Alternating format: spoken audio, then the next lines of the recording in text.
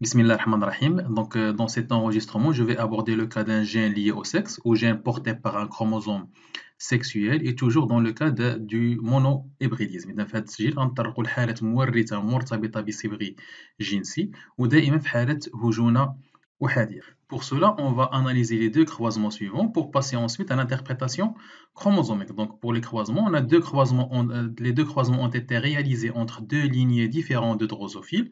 Donc, ces deux lignées sont de race pure. Pour les deux croisements, les parents pour le premier croisement et pour le deuxième croisement sont de race pure. Le premier croisement entre une femelle aux yeux rouges avec un mâle aux yeux blancs. Les résultats obtenus, donc dans la génération F1, on a obtenu 100% d'individus rouges. Et ces individus sont répartis en 50% mâles et 50% femelles. Mais l'ensemble des individus ont des yeux rouges. Pour le deuxième croisement, toujours entre deux parents de race pure, la femelle aux yeux blancs et le mâle aux yeux rouges. Pour les résultats obtenus, on obtient une génération F1 avec 50% aux yeux blancs, tous des mâles, et 50% aux yeux rouges, toutes des femelles. إذا للتعرف على كيفية انتقال مورثة مرتبطة بصبغة جنسية غنعتمدوا على التزاوجين التاليين، وهذا المعطيات ديال التزاوجين خص تبقى تنتبهوا لها جيدا في اللي كتطرح في التمارين، بالخصوص ملي كيكون التزاوج الثاني ما عنده حتى علاقة بالتزاوج الأول. يعني في التزاوج الثاني ما عندناش تزاوج بين أفراد F1، التزاوج الثاني هو مستقل تماما عن التزاوج الأول. دونك هاد التزاوجين غنعتمدوا فيهم على آباء من سلالة نقية، يعني أن الأبوين في التزاوج الأول من سلالة نقية وأيضا الأبوين في التزاوج الثاني من سلالة نقية، وغادي ننتبهوا من بعد نحددوا من بعد الاختلاف ما بين التزاوجين. إذا في التزاوج الأول الأنثى بعيون حمراء والذكر بعيون بيضاء، النتائج المحصل عليها في الجيل F1 100% أفراد بعيون حمراء، وهاد الأفراد بطبيعة الحال كيتوزعوا ل 50% من الذكور 50% من الإناث، ولكن راه جميعهم عندهم عيون حمراء. أما التزاوج الثاني فهو أيضا بين آباء من سلالة نقية، يعني ما عندهم حتى علاقة بالتزاوج السابق، أبوين من سلالتين نقيتين. في هذه الحالة الأنثى هي اللي عندها عيون بيضاء في حين الذكر بعيون حمراء. الخلف المحصل عليه في الجيل F1 50% من الأفراد بعيون بيضاء جميعهم ذكور، و50% من الإناث العيون الحمراء جميعهم من الإناث. إذا الآن غنقوم بتحليل الاستنتاج ثم التفسير الصبغي لهذين التزاوجين. Donc pour l'analyse et les déductions du premier croisement, on va suivre les mêmes étapes déjà vues dans les vidéos précédentes, c'est-à-dire on va commencer par déterminer le type de croisement, ensuite on va vérifier la première loi de Mendel, et enfin on va déterminer l'allèle dominant et l'allèle récessif, ou bien s'il s'agit d'une codominance. Avant de commencer cette interprétation, donc il vaut mieux schématiser les croisements. Donc, pour faciliter l'analyse et les déductions et pour que les résultats soient bien clairs, il vaut mieux schématiser ce croisement. Donc, pour le premier croisement, donc on a une femelle avec un phénotype rouge et un mâle avec un phénotype blanc. Donc, on ne sait pas encore que l'allèle dominant et l'allèle récessif. Donc, on a les deux parents sont de race pure. On a obtenu une génération F1 dont 100% des individus ont une couleur rouge.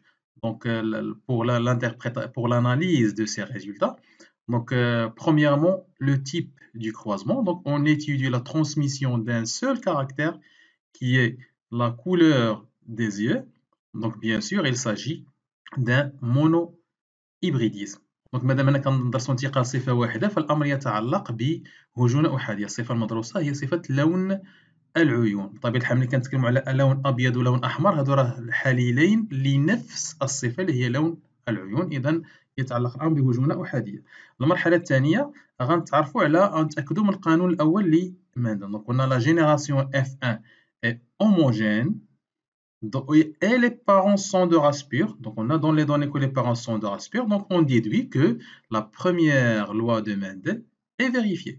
Donc, madame أن عندنا الجيل F1 متجانس والآباء في المعطيات بأن الآباء من سلالة نقية، إذا الاستنتاج هو أن القانون الأول لمندل قد تحقق. وبطبيعة الحال هنا كتلاحظوا هذه العملية ديال تمثيل التزاوج بهذا الشكل كتسهل عندنا الملاحظة ديال النتائج.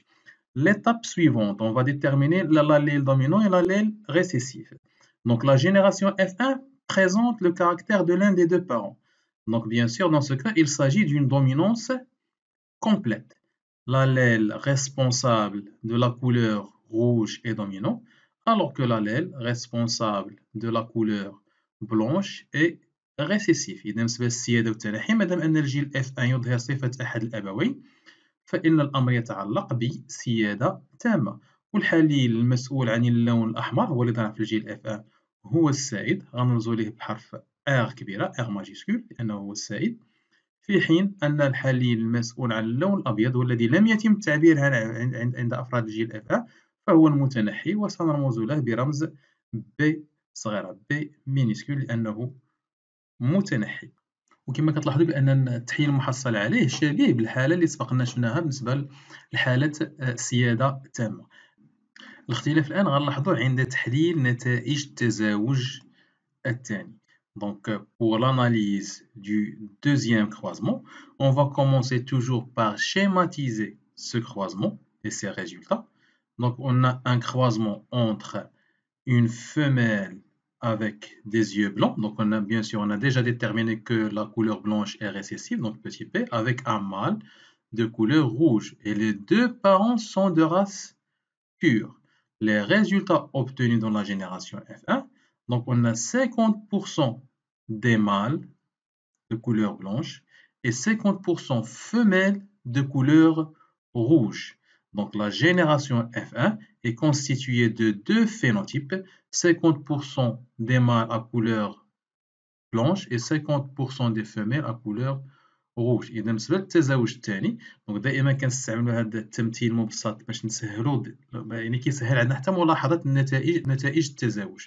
إذا عندنا التزاوج الثاني قمنا بالتزاوج بين أنثى بعيون بيضاء، سبق أن حددنا في التزاوج السابق بأنه متنحي، وهذه ملاحظة أخرى مهمة ملي كنحددو السيادة والتنحي فالحليل اللي كيكون سائد في التزاوج الأول فهو سائد في جميع التزاوجات الأخرى، والحليل المتنحي فكيبقى دائما متنحي في جميع التزاوجات. كاين بعض الحالات كنلاحظوا بعض التلاميذ أنهم كيديروا في التزاوج الأول كيحددوا السيادة والتنحي، كيجيو للتزاوج الثاني وكيحددوا عاوتاني كيغيروا السيادة والتنحي، أو كيقول لك بأن هذا الحليل راه سائد في التزاوج الأول ولكن في التزاوج الثاني أصبح متنحي، هذا ما يمكنش.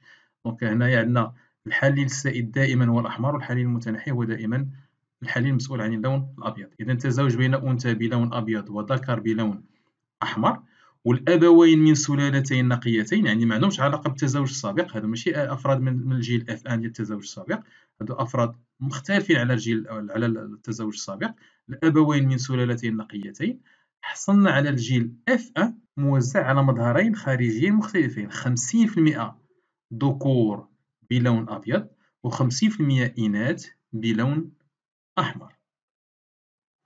Donc maintenant pour l'analyse du deuxième croisement, donc bien sûr il s'agit toujours d'un monohybridisme, alors que pour la première loi de Mendel, on observe que la génération F1 est hétérogène. Pourquoi hétérogène? Parce qu'elle représente deux phénotypes différents, des individus de couleur blanche et des individus de couleur rouge. Et on a les parents sont de race pure, alors que selon la première loi de Mendel, si les parents sont de race pure, la génération F1 doit être homogène. Donc ici, on parle d'une exception à la première loi de Mendel, c'est-à-dire la condition des parents de race pure est vérifiée. On a les parents sont de race pure, mais on obtient une génération F1 hétérogène. Cette exception est réalisée uniquement dans le cas d'un gène porté par un chromosome sexuel ou gène lié au sexe.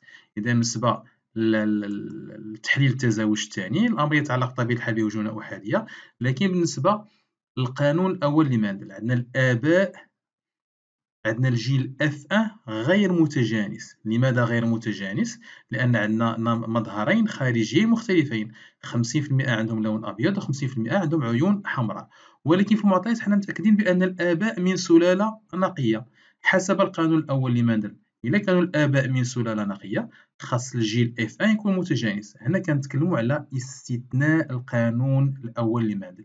هذا الاستثناء كيتحقق في حالة مورثة مرتبطة بصبغ جنسي أو مورثة محمولة على صبغ جنسي.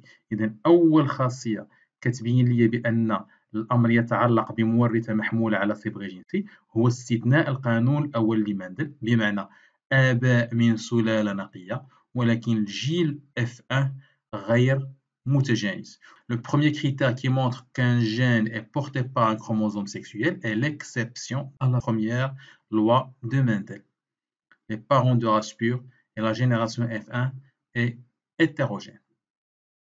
Toujours pour l'analyse du deuxième croisement, dans la génération F1, on observe que le caractère des mâles est différent de celui des femelles. C'est-à-dire, on a pour la couleur blanche, les yeux blancs, elles sont spécifiques uniquement aux mâles, alors que les yeux rouges sont spécifiques pour les femelles. Cela indique également que le gène est porté par un chromosome sexuel. خاصية تانية كتبين لي بأن المورثة محمولة على صبغ جنسي إلا كان عندنا في الخلف في الجيل F1 أو في الخلف بصفة عامة صفة الذكور تختلف عن صفة الإناث. هنا كتلاحظ بأن الذكور عندهم لون أبيض عيون بيضاء والإناث عندهم عيون حمراء، يعني مجرد ما ناخذ أي فرد من الجيل F1 وغنلاحظ بأن عنده عيون بيضاء كنستنتج بأنه ذكر. إلا خديت أي فرد من الجيل F1 عنده عيون حمراء كنعرف بأنه أنثى. إذا اختلاف صفة الخلف بين الذكور والإناث هذا يؤكد بأن المورثة محمولة على صبغ جنسي، وهذه هي الخاصية الثانية اللي كتبين لنا بأن المورثة محمولة على صبغ جنسي. La différence du phénotype entre les mâles et les femelles dans la génération F1. Un autre critère qui montre que le gène est lié au sexe, si on compare les deux croisements, le premier et le deuxième croisement, on observe que le deuxième croisement est l'inverse du premier croisement, ou c'est un croisement réciproque. Qu'est-ce que ça veut dire un croisement réciproque? C'est-à-dire on a modifié le phénotype des parents. Dans le premier croisement, la femelle a des yeux rouges, alors que le mâle a des yeux blancs. Dans le deuxième croisement, on a inversé le phénotype, c'est-à-dire les femelles avec des yeux blancs et les mâles avec des yeux rouges. On obtient dans les résultats, en comparant les résultats des deux croisements, on observe que les deux résultats sont différents, ce qui signifie que le gène est porté par un chromosome sexuel. Donc la déduction, il s'agit d'un gène lié au sexe. Et c'est le troisième critère qui indique que le gène est porté par un chromosome sexuel. إذا الحالة الثالثة التي تبين بأن المورثة محمولة على صبغ جنسي هو عند مقارنة التزاوجين الأول والثاني نلاحظ بأن التزاوج الثاني هو عكس التزاوج الأول. شنو نقصدو بعكس التزاوج؟ يعني كنغيرو المظهر الخارجي للآباء. التزاوجين معا نرى الآباء من سلالة نقية. هنا كانت الأنثى بعيون حمراء والذكر بعيون بيضاء، غيرنا الصفة ديال الأبوين، أصبحت الأنثى هي اللي عندها عيون بيضاء والذكر عنده عيون حمراء. وشنو كنلاحظوا في النتائج؟ كنلاحظوا بأن النتائج كيتغيروا.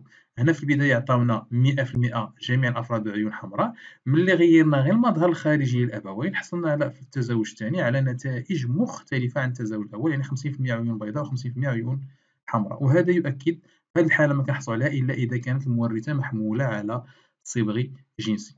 وغتلاحظوا في التزاوجات السابقة في التسجيلات السابقة ما كانش الهدف، ما كناش كنحددوا شكون الذكر وشكون الأنثى، يعني ماشي بالضرورة أننا نحددوا شكون الذكر وشكون الأنثى.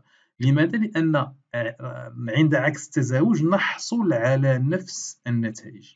يعني لو أن المورثة محمولة على صبغ لا جنسي عند تغيير المظهر الخارجي للأبوين، يعني هنا عندنا أنثى بعيون حمراء وذكر بعيون بيضاء، إلا غيرنا أصبح الأنثى بعيون بيضاء والذكر بعيون حمراء غنحصلوا على نفس النتائج، وهذا كيبين بأن المورثة محمولة على صبغ لا جنسي. غتلاحظوا في هذه الحالة غتلاحظوها في التسجيل السابق الخاص بالامتحان الوطني 2016 بي غتلاحظوا بأن داروا ملاحظة بأن التزاوج العكسي عطى نفس النتائج، وهذا اللي استعملناه في التحليل بأنه يؤكد بأن المورثة محمولة على صبغ لا جنسي. إذا عند عكس التزاوج والحصول على نتائج مختلفة هذا يبين بأن المورثة محمولة على صبغ جنسي. Donc, on a 3 critères qui indiquent qu'un gène est lié au sexe. Le premier critère, l'exception à la première loi de Mendel, parents de race pure F1 hétérogène. Le deuxième critère, c'est si le phénotype des individus de la génération F1, le phénotype des mâles est différent de celui des femelles, donc gène lié au sexe. Et le troisième critère, si le croisement inverse donne des résultats différents, donc le gène est lié au sexe. إذا ثلاثة ديال العناصر كتبين لي بأن المورثة محمولة على صبغ جنسي. استثناء القانون الأول لمندل، الآباء من سلالة نقية والجيل F1 متجانس إذا المورثة محمولة على صبغ جنسي. الخاصية الثانية أن الصفة في الجيل F1 صفة الذكور تختلف عن صفة الإناث، هذا يؤكد بأن المورثة محمولة على صبغ جنسي.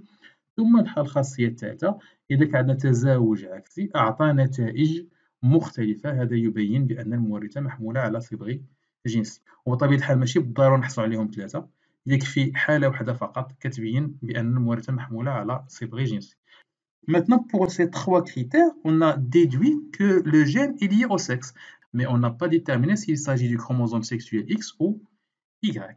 Pour cela, on compare le phénotype des mâles avec celui de leur mère. إذا الآن في التحليلات بثلاثة بينا بأن المورثة محمولة على صبغ جنسي، ولكن ما حددناش هل الأمر يتعلق بالصبغ الجنسي X أو الصبغ الجنسي Y. في هذه الحالة كنتجهوا للذكور، كنقارنوا صفة الذكور مع الأم، وغتلاحظوا بأن الذكور يظهرون صفة الأم. ومادام حنا متأكدين بأن المورثة محمولة على صبغ جنسي، ما هو الصبغ الجنسي الذي يرثه الذكور من الأم؟ الذكور يرثون فقط الصبغ الجنسي X من الأم. إذا مادام ظهرت عندهم الصفة ديال الأم، هذا كيعني أنهم ورثوا هذه الصفة من الأم، وهذه الصفة كانت محمولة على الصبغ الجنسي X. Donc, puisque les mâles de la génération F1 portent le caractère de leur mère, ou le phénotype de leur mère, cela indique que le gène est porté par le chromosome sexuel X parce que les mâles héritent le chromosome sexuel X de leur mère. Maintenant, on peut passer à l'interprétation chromosomique des deux croisements. Donc, on va commencer par le premier croisement. Donc, toujours de la même façon, on va commencer premièrement par le phénotype des deux parents. Donc, le phénotype de la femelle est de couleur rouge. Donc, le phénotype entre crochets R majuscule, parce que l'allèle responsable de la couleur rouge est dominant. Petit b pour le mâle de couleur blanche. Le génotype, donc ici pour le génotype, puisqu'on a un gène porté par le chromosome sexuel X, pour la femelle, la femelle possède deux chromosomes X, puisqu'il est de race pure, donc chaque chromosome X va porter un allèle grand R. Donc les deux parents sont de race pure. Pour la femelle XX, grand R, et pour le mâle, X petit b, Y. Donc on symbolise le chromosome Y de cette façon pour le différencier du chromosome X. Maintenant pour les gamètes. Donc les femelles vont produire un seul type de gamètes, X portant l'allèle grand R, et pour les mâles, elles vont produire deux types de gamètes. 50% de gamètes portant le chromosome X avec l'allèle petit b, et 50% de gamètes portant le chromosome Y. إذا بالنسبة للتفسير الصبغي في المرحلة الأولى، المظهر الخارجي للآباء عندنا الأنثى بعيون حمراء والأب بعيون بيضاء. بالنسبة للنمط الوراثي، مادام أن المورثة محمولة على صبغ جنسي، دونك بالنسبة للأنثى غنوضعو XX، غنحددو الأسماء ديال الصبغيات XX، وبما أنهم من سلالة نقية دونك غونت R. بالنسبة للذكر XY، الصبغيات الجنسية للذكر هي XY. ومادام عنده الصفة ديال عيون بيضاء غيحمل حليل واحد اللي هو اللون الأبيض محمول على إكس. إذا في إيكغاي كنرمزو ليه بهذا الشكل باش يكون مختلف على التمثيل ديال إكس، وما كنوضعوش مورثة على مستوى إيكغاك. إذا المورثة محمولة فقط على إكس. هنا في إيكغاك ما نوضعش التموضع ديال المورثة ونضع بوتي بي مثلا لأنه مسؤول نقية، لا، لأن قلنا بأن المورثة محمولة فقط على إكس. ثم بعد ذلك بالنسبة للأمشاج، بالنسبة للأمشاج الأنثى مادام عندها XR فستنتج نوع واحد من الأمشاج X grand R بنسبة 100% أو بتردد واحد. الخطأ الآن اللي كيوقعوا في أغلب التلاميذ بالنسبة للأمشاج الذكر، لأن قلنا بأن المورثة محمولة على X، فملي كيجيو يمثلوا الأمشاج كيمثلوا فقط مشيج X يحمل المورثة الحليل B، وما كيمثلوش الامشاج التي تحمل الصبغ اي، كيقول لك لان قلنا بان المورثه محموله على اكس. المورثه محموله على اكس بالفعل، ولكن بالنسبه للامشاج غينتجوا نوعين من الامشاج. ما يمكنش الا ما نتجناش، ما كانش ماشي يحمل الصبغ اي، ففي الخلف راه ما يكونوش الذكور، وهذا غير ممكن. اذا كينتجوا نوعين من الامشاج. مشيج يحتوي على الصبغ إكس مع المورثة والحليل بتي بي، وأمشاج تحمل الصبغ Y ولكن لا يمثل أو لا يحمل المورثة المدروسة. Donc après la production des gamètes, la fécondation, pour représenter la fécondation, on va la présenter sous forme d'échiquier de croisement. Les gamètes produits par le mâle, les gamètes produits par le femelle, après fécondation. Donc on va obtenir des femelles X grand R, X petit p, et des mâles X grand R, Y. Et les deux, les mâles et les femelles, vont présenter un phénotype grand R, c'est-à-dire de couleur rouge, qui est conforme aux résultats expérimentaux. إذا بالنسبة للإخصاب، بالنسبة لالتحام المشيجين، المشيج الأنثوي والأمشاج الذكرية، عند التحام إكس غرونت إر مع إكس بوتي بي غنحصلو على أفراد إكس غرونت إر إكس بوتي بي، مادام عندنا إكس إكس فالأمر يتعلق بأنثى، والمظهر الخارجي غرونت إر لأنها كتوفر على الحليل سائد. بالنسبة للنوع الثاني إكس غرونت إر إيكغيك، إذا المظهر الخارجي غيكون غرونت إر لأنه الوحيد اللي كيتواجد، والجنس إذا فهو ذكور، إذا أنا كتوفر على الصبغ إيكغيك. وبالتالي غنحصلو على 50% من الإناث بلون أحمر و50% من الذكور بلون أحمر، يعني أن جميع الأفراد 100% جميعهم بلون أحمر، وهذا ما يتطابق مع النتائج التجريبية للتزاوج الأول. Les résultats théoriques sont conformes aux résultats expérimentaux. De la même façon, on va réaliser l'interprétation chromosomique du deuxième croisement. Toujours, on va commencer par le phénotype. Les femelles, dans ce cas, ont des yeux blancs et les mâles ont des yeux rouges. Pour le génotype, toujours les femelles sont de race pure petit p, x petit p, x petit p, et les mâles x grand R, y. Pour les gamètes, les femelles vont produire un seul type de gamètes x petit p et les mâles deux types de gamètes x grand R et y. Et l'échiquier de croisement. Donc on va obtenir deux types de phénotypes. Donc après la fécondation, donc la fusion du gamète x grand R avec x petit p va donner des femelles XX, x grand R, x petit p. Donc des femelles avec des couleurs rouges et des mâles x petit p y, 50%, avec des yeux blancs. Donc les résultats théoriques sont également conformes aux résultats expérimentaux.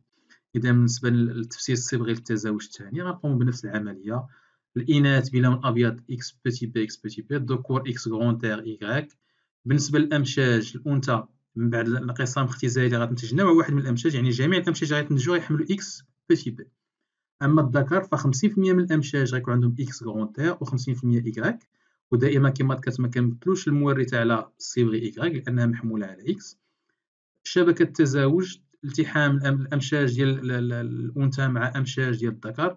الالتحام المشيجي غيعطينا إناث إكس غرونت إر إكس بوتي بي، جميع الأفراد غيظهروا بلون أحمر عبارة عن إناث، و إكس بوتي بي إيكغيك جميع الذكور غيظهروا بلون أبيض. وبالتالي فالنتائج النظرية تطابق النتائج التجريبية. دونك هذا ما يخص بالنسبة للحالات مورثة مرتبطة بصبغ جنسي. العناصر اللي ضروري تعقلوا عليها هو الطرق باش كنميزوا بأن مورثة محمول على صبغ جنسي. استثناء القانون الأول لمندل، الذكور يظهرون صفات تختلف عن الإناث في الجيل F1. Donc le caractère des mâles différent de celui des femelles dans la génération F1. والتزاوج العكسي يعطي نتائج مختلفة. Le croisement inverse ou le croisement réciproque donne des résultats différents. والنقطة الثانية عند تمثيل التفسير الصبغي ضروري ما تنساوش تحددوا نوع الصبغيات اكس اكس بالنسبه للانثى، اكس واي بالنسبه للذكر. وبطبيعه الحال كاين حالات اخرى استثنائيه بالنسبه للطيور كيكون العكس، الذكر اكس اكس والانثى اكس واي. دونك هذه الحاله غنشوفوها في التمارين ان شاء الله. اذا هذا كل ما يخص بهذه الحاله. شكرا على انتباهكم، والى التسجيل المقبل باذن الله.